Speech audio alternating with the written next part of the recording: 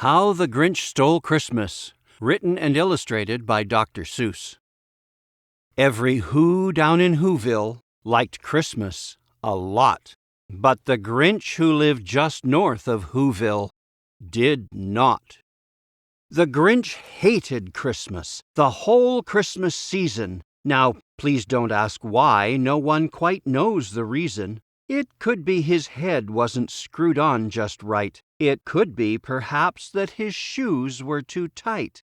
But I think that the most likely reason of all may have been that his heart was 2 sizes too small.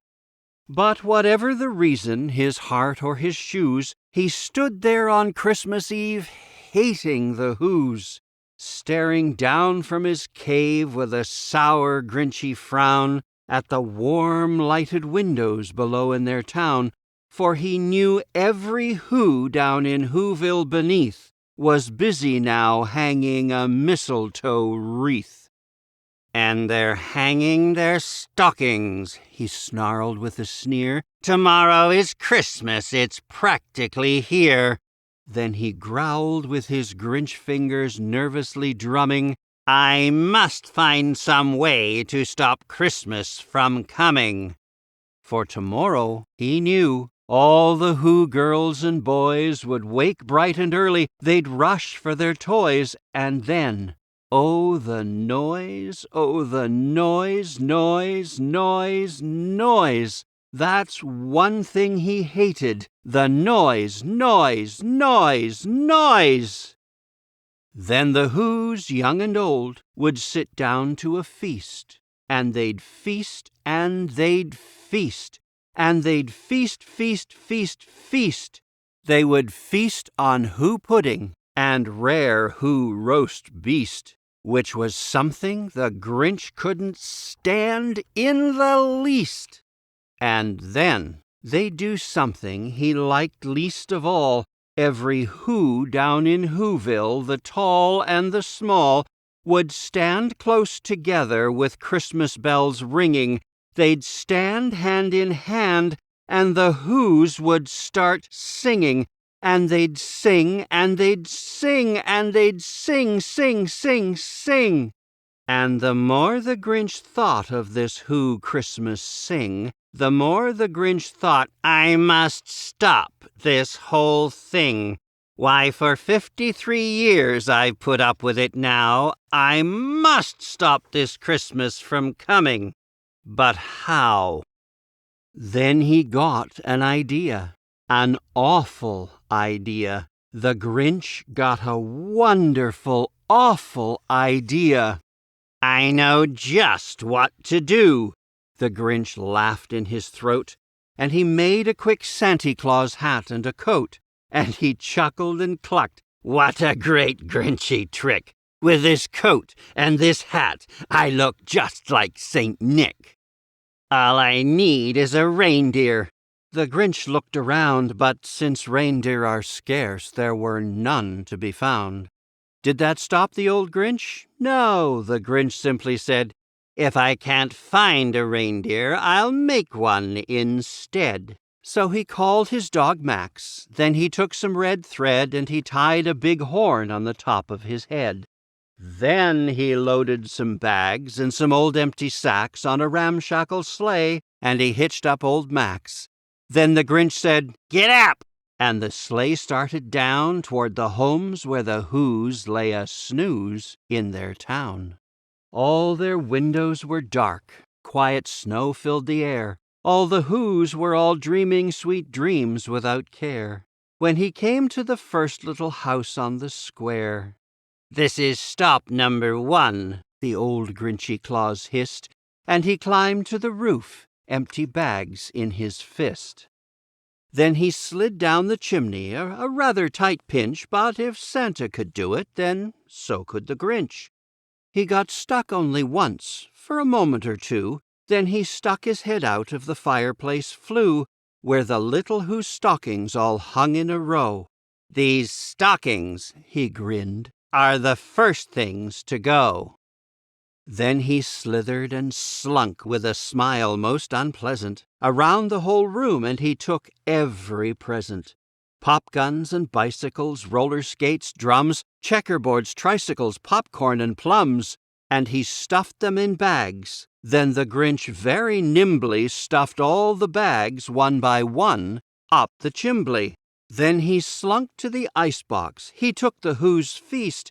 He took the Who pudding. He took the roast beast.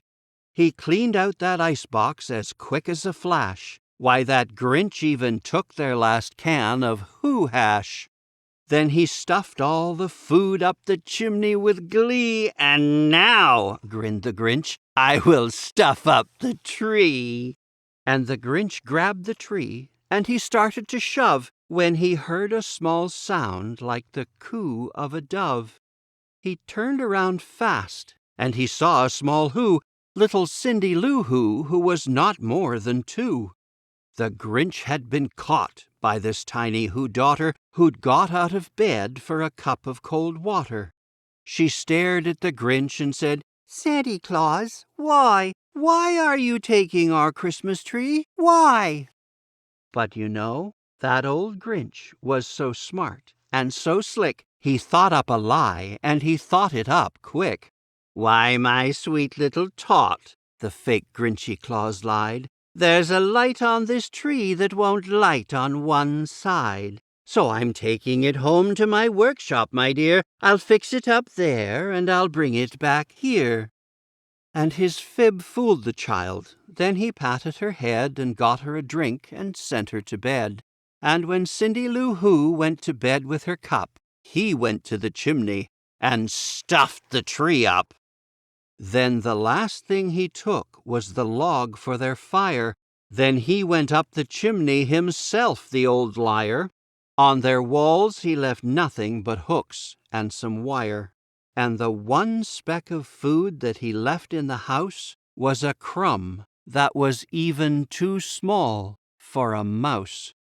Then he did the same thing to the other Who's houses, leaving crumbs much too small for the other Who's mouses. It was 1/4 dawn, all the Who's still abed, all the Who's still a snooze when he packed up his sled, packed it up with their presents, the ribbons, the wrappings, the tags, and the tinsel, the trimmings, the trappings. 3,000 feet up the side of Mount Crumpet, he rode with his load to the tip-top to dump it. "Pooh-pooh to the Who's," he was Grinchishly humming. "They're finding out now that no Christmas is coming. They're just waking up, and I know just what they'll do. Their mouths will hang open a minute or two. Then the Who's down in Whoville will all cry, 'Boo-hoo!'" "That's a noise," grinned the Grinch, "that I simply must hear." So he paused, and the Grinch put a hand to his ear, and he did hear a sound rising over the snow. It started in low, then it started to grow. But the sound wasn't sad. Why, this sound sounded merry. It couldn't be so, but it was merry, very. He stared down at Whoville. The Grinch popped his eyes, then he shook. What he saw was a shocking surprise. Every Who down in Whoville, the tall and the small, was singing without any presents at all. He hadn't stopped Christmas from coming. It came. Somehow or other, it came just the same. And the Grinch with his Grinch feet ice cold in the snow stood puzzling and puzzling. How could it be so? It came without ribbons. It came without tags. It came without packages, boxes, or bags. And he puzzled 3 hours, till his puzzler was sore. Then the Grinch thought of something he hadn't before. Maybe Christmas, he thought, doesn't come from a store. Maybe Christmas, perhaps, means a little bit more.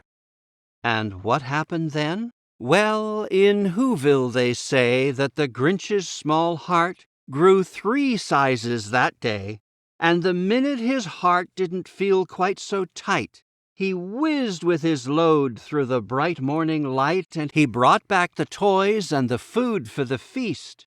And he himself, the Grinch, carved the roast beast.